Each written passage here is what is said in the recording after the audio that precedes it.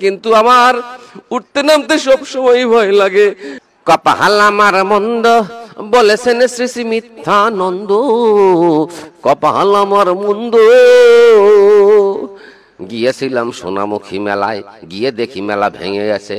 রাত নেমেছে সোনামুখীর ভেঙে যাওয়া মেলায়, চারপাশে আলো, মেলা শেষ হলেও কিছু মানুষ আসছে তবুও।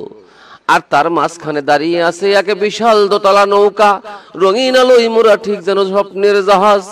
এই নৌকাটা কিন্তু সাধারণ নয়। যখন এটা দুলতে শুরু করে তখন পুরো মেলা তাকিয়ে থাকে সেদিকে। দোলের সামনে পিছনে এক বিশাল তরঙ্গের মতো চিৎকারে ভরে ওঠে চারদিক। কারো মুখে ভয়, কারো মুখে হাসি। যাদের বুক কাঁপে উচ্চতায় তারা দূর থেকে তাকিয়ে থাকে, আর যারা একটু পাগলাটে তারা উঠে পড়ে হাসতে হাসতে। দোতলায় এই নৌকায় প্রতিটি দোল যেন সাহসের পরীক্ষা। নিচে দাঁড়িয়ে যারা দেখছে তাদের চোখে বিস্ময়, আর যারা চড়ছে তাদের মুখে জয়ধ্বনি।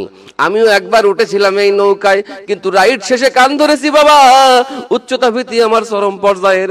অনেকেই বলে নৌকা যখন উপরে ওঠে তখন নাকি মজা লাগে, আর নিচে নামার সময় নাকি একটু একটু ভয় লাগে। কিন্তু আমার উঠতে নামতে সব সময় ভয় লাগে।